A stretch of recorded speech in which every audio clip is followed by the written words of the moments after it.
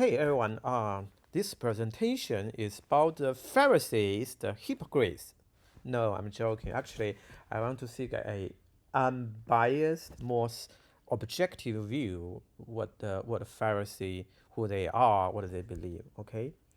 So this is the outline of my presentation. First, I will introduce who are these Pharisees. Then I will show you their beliefs and practice from a negative point of view by others, like from Christianity and from Judaism. Then in the end, I will try to see if we can find a more objective, unbiased view of the Pharisees. Okay.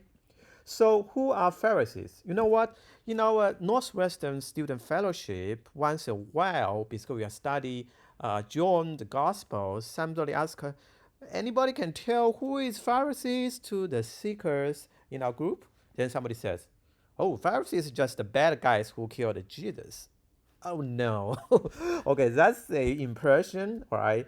I will show probably not. Okay, the Pharisee, the name means the separate ones. I was wondering how this was different from holy. Holy means separate. Okay, so who are they? They are just a religious group, or called a sector of a Jewish people, a Jewish social movement. Okay, so besides that, I will introduce later that besides Pharisees, even the Bible says there's Sadducees, Essenes, different type of groups. Okay, so actually, I will show you the late on the Josephus. The show is about 6,000. Not that many than I thought in his book Antiquities of Jews. Okay, then where they live, of course, in the Palestinian, the Levant region during the time of the Second Temple Judaism. So here is from a website showing the difference between these three major groups. For example, the Sadducees, many of them are priests. Then even they have different calendar years. The interesting thing is some people believe the later Rabbi Judaism, so it's from Pharisees, because they share the same calendar year with Pharisees, rather with the solo calendar with Essenes. Okay, so and some very major difference I will tell you later on. The very major difference is the last one actually here, because Pharisees believe in oral Torah. Okay, then also they believe in resurrection, while Sadducees does not, and also they don't really like the Greek cultures. Okay, so before I go on, one thing I said is, so the Pharisees actually, many people think is actually the progenitors of the rabbis, the rabbinic Judaism, which is the current Judaism in world. So the Pharisee beliefs became the foundation and the basis. Okay, that's the traditional. But some others believe maybe the rabbinic Judaism or Orthodox Judaism Jews, they may inherit more from the Essenes. This is some debate. But anyway, so that's very important. Okay, so what's their belief and practice? There are very different views. For example, from negative view from showing the Bible, and a positive view for showing from their descendants, like the rabbis, sages for in Judaism. Then I will to the end. I will show three groups. Then the end we show some more unbiased views from Joseph, a historian, and from other contemporary scholars. Okay. So more biased view. Before I go in that, I think about Catholics from a Protestant Christian point of view. You have some bias, right? You think it's some negative view of Catholic. For example, we maybe misinterpret their belief. We think, oh, maybe they worship Mary, the Mother of God. Actually, they do not worship. They admire her, right? So Our Lady Notre Dame, because I taught in several years in University of Notre Dame. I learned more about the Catholic faith. For example, even different cross symbols. Other people especially have a negative view of the priests, the nuns. You see these crazy movies about horrible movies about nuns, right? So it's the same thing. The Pharisees are kind of described very negatively in New Testament. We know that, right? It's typically described like hypocritical people.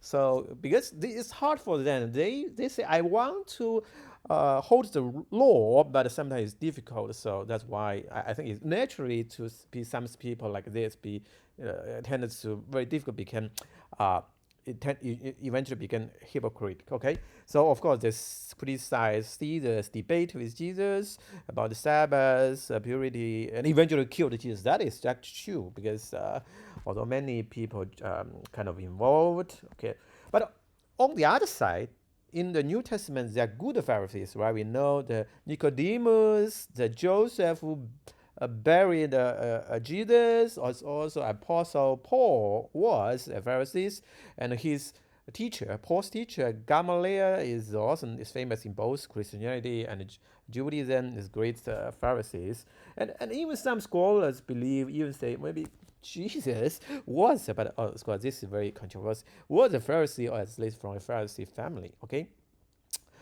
But from the positive view, from Judaism, so of course Pharisees is their progenitors.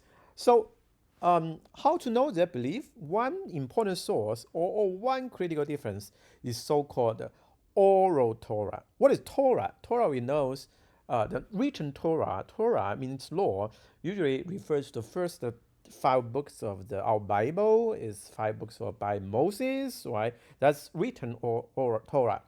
But unlike Christian, Pharisees or Judaism believe besides the written Torah, there is oral Torah, which actually is God, even passed to Moses orally. I mean, originally it's oral Torah, right? It's told generation by generation by just speaking, not written. But at its end of the destroyed the temple, then they write down the oral Torah. Now becomes so-called Mishnah. Okay, that's Mishnah is oral Torah. So Mishnah is like the New Testament, okay, our New Testament, but for Rabbinic Judaism. If you read that, it's very difficult to read, actually. It's more like the book of Leviticus, right? If you don't like to read the Leviticus, there's so many different raw sacrifice. Mishnah is much more about this very specific. Another reason is it's difficult to read. Even it's translated to English, as showing here, there's several different translations. There's still many Hebrew words stay there. I don't know what's the meaning, so it's very difficult to even for me to read the English translation. Then Talmud. What is Talmud? Talmud is almost like more a Bible commentary. Okay, so including Mishnah and a commentary itself. So Talmud is actually, I misunderstood. It's not a book at all. When I go to the Trinity Library, I look at Talmud. It's not a book. It's a shelf of a book, like maybe more than 20. Okay, so it's very intensive. Okay, so I was reading this by this scholar. It's called Jacob Neusner. He was a Brown professor in Jewish study. He translated the Mishnah himself and write several English translation of the Talmud. I really interested Talmud. Okay, Talmud. Okay, Mishnah first. The Mishnah is the oral Torah. We said that's a major difference. The interesting thing is even Sadducees, the priest at that time, do not believe in the oral Torah. Remember, that's very important. It's not only Christians do not believe in oral Torah. So they have 6 orders, also divisions. I'm showing here, for example, Mishnah. So it's written about the 3rd century. That's an interesting factor. Actually, it's written later than the New Testament. New Testament is written about like 60 to 90 AD, but this is 3rd century. Author and where some rabbi, I don't know. Okay, so the thing I should list here is the content of the Mishnah. This is the first 3 divisions about the seeds. Seeds means agricultural rules. Then festivals. Then women. Women means the families. Okay, but the thing I was showing here, I will focus on the Sabbath, and the second one I don't know how to spell it. It basically the extension of the Sabbath. Okay. Then this is the 4 to 6 division.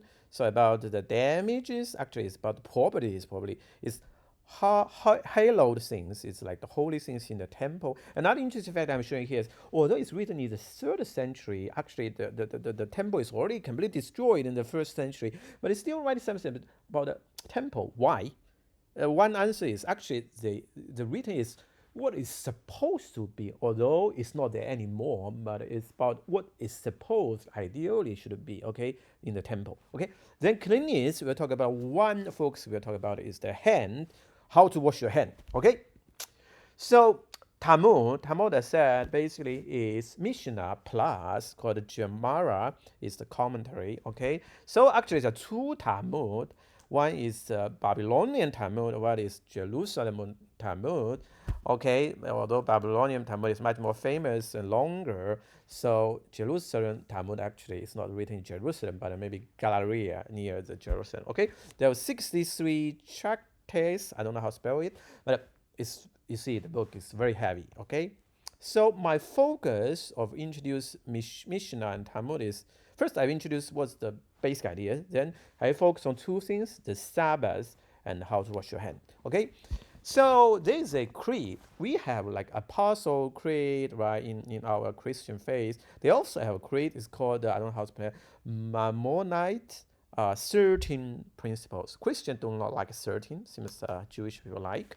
So I will not read all, but I just highlight something. For example, in the sixth principle says all words of the prophets are true, and especially Moses is the most important. Then for the eighth, it's talk about the entire Torah. I believe is including the written Torah and the oral Torah from God. And God rewards the 11th, rewards those who keep his command, publishes this, that not. Then, importantly, 12, they believe the coming of a Messiah. Okay, although definitely they think it's not the Jesus. But at 13, they also believe the revival of the dead, resurrection as well. So, besides another thing I listed in the body is something very confusing for an outsider like me. Besides Mishnah, there's a Missioner. You notice there's N-E-H rather than N. So it's something written by this kind of same guy, scholar, but it's much later. It's 15 kind of 180 rather than the Mishnah is written in 3rd century. Okay. So, Sabbath in Mishnah. So Sabbath, it's forbidden to do certain things with work. Actually, I just know is this works actually relates to something to create the tabernacles and kind of the 39 group listed here. So it's parallel work done in the tabernacle. Okay, so that's why it's very like soil employee is kind of related to the ancient days Israelites doing the work in the tabernacle. The only thing, several things I will showing here is reaping, right? We know the disciples eat some fruits in the garden, was blamed by Pharisees. So here's reaping. Okay, so you can get it from the organized. This website is indeed says in Mishnah the chapter just behind the Sabbath says you cannot reap in the Sabbath. The more details I will not go to. Then the second one is carrying, because in New Testament, the healed man carrying his mat then was criticized by the Pharisees. Yes, the carrying, yes, they says move place something to another place is kind of forbidden in the Mishnah for Sabbath. But the last one, actually, in Mishnah, there's nothing mentioned about you cannot heal a people like Jesus did in the temple. There's nothing mentioned about that. So in fact, I should cite more is that in human life is endangered, the Jew is not only allowed but required to violate Sabbath law to save that person. So I don't know how the Pharisees in the New Testament get this idea to criticize Jesus healing the ill people. That's strange to me. Okay. However, it's not everything is forbidden. It's only something forbidden in Sabbath. Actually, there's something to be encouraged in Sabbath. What is that? Sex. Wow, that's interesting. It's in Mishnah, not only Mishnah, but in our textbook of New Testament, the Antiquity, in pages 79, it says, you see here, it is in Sabbath, it encourages you to have sex. Okay, Amazingly, it also says what's the frequency.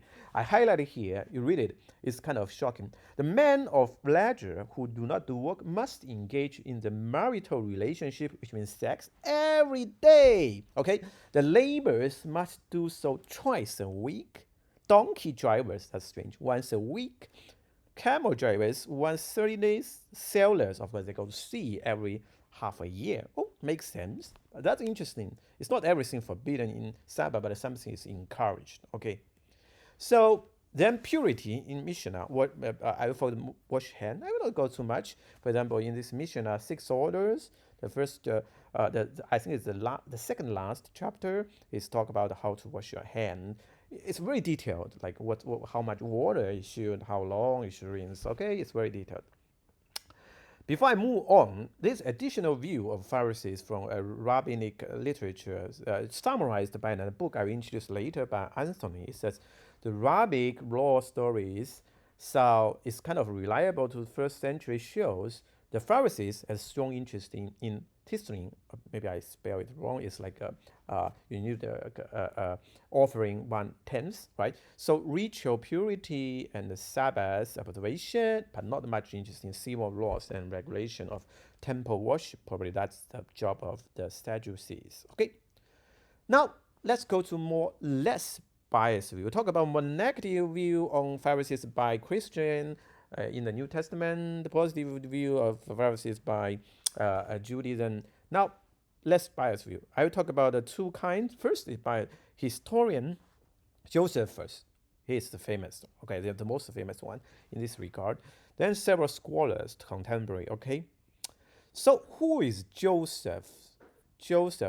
Okay, turns out he actually is a traitor, okay. He betrayed his country. Also, I already the Jews hate him a lot. So he was a military leader in Jewish people, but then Roman people came, then all his colleagues was killed or made a suicide. Then he didn't make a suicide. He became Roman, can even lead army against the Jewish people. Okay, but most importantly, he's historian to us. He wrote a lot of two important books. One is Anti-Critics of Jews, then it's Jewish Wars. So I use the much more shortened book is listed below. Is condensation of these two books, less biased, but he believed is a Pharisees. Okay, so if you read this book, you show, for example, in some pages, it says some kind of king or people favor the Pharisees, the Jewish sect most strictly in observation of Jewish laws. They became kind of the real ruler of the nation because all the people, the actual people, support them. Okay. Then another basic is that the Pharisees regard observation of the doctrine commands as most important, and they, I think it's not commanders, I misspelled his commands. Okay, they believe that the souls has power to survive death and receive reward and punishment. They are very influential, not influential, sorry, among the peoples than the other stuffs. Okay, so then another thing described in the book I will show later by Anthony is the count of Pharisees in Josephus as in Rabbi literature and the New Testament provided incomplete information which is difficult to interpret.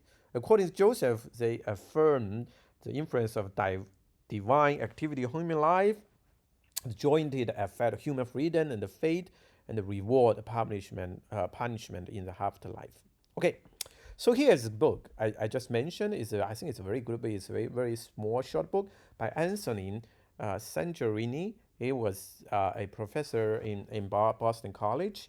So this book is a very nice book structure. You can see the first part is about the Palestinian societies around that time. Then you talk about different literature sources about to learn about the Pharisees and the Sadducees. For example, it's talk about the Josephus, that will be described briefly already, right? Then politics interest. Then you talk about how from Mark's the Gospels and Acts we learn about the Pharisees and the Sadducees. Also, he described from rabbinic literature, sorry, from a Judaism point of view, what's the Pharisees, and then they put them together. Then what's the place of Pharisees in Jewish society. Okay, then it has a very good in a section summarize the briefs of the teachings. Actually, I put some of the material before, like what from the Josephus, from rabbinic Judaism, and something. It's very nice book. And the second one I'm very interested here is the Cambridge History of Judaism. It's a later book, 2006, written. So the many good chapters listed here. I will not read them about the Pharisees, rabbinic movement, or how the Christianity relates to, and Pharisees and the Mishnah and many other things. So I list some of them. For example, in page 260, the Pharisees says emphasize the Torah, why the followers of the Jesus prefer the authority of the teacher, because for example, the Son of the Man is Lord also of the Sabbath. Okay, then also it talks about sometimes how Pharisees believe in Messiah but for example, this the paragraph here showing although Pharisees accepted the eternity of the soul, but that not necessarily means the Sadducees who did not does not expect the Messiah. So it's a lot of very technical, detailed discussion of the rabbinic text. Okay. The final one I will show you here is actually by a professor from University Nottingham. So he studied a lot of Pharisees from more a neutral point of view. So this is not him, this is him. Pharisees, they came into being around the 2nd century BCE. They are first mentioned in the historical account of Josephus. So he talked about Joseph. I will summarize. Then he talked about kind of most of the view are kind of biased. So what's more be the more neutral, unbiased view of the Pharisees? You think about it. It was a kind of unimportant group in the beginning, but then came in influence, gain the support of the people. Okay, so here is the websites I cited. Mostly from the two websites about the Jewish literature, including Mishnah, Talmud, and then also library of the Trinity Library. Then this is the 7 book, including Mishnah and several books by Jacob about the Talmud, two Talmud.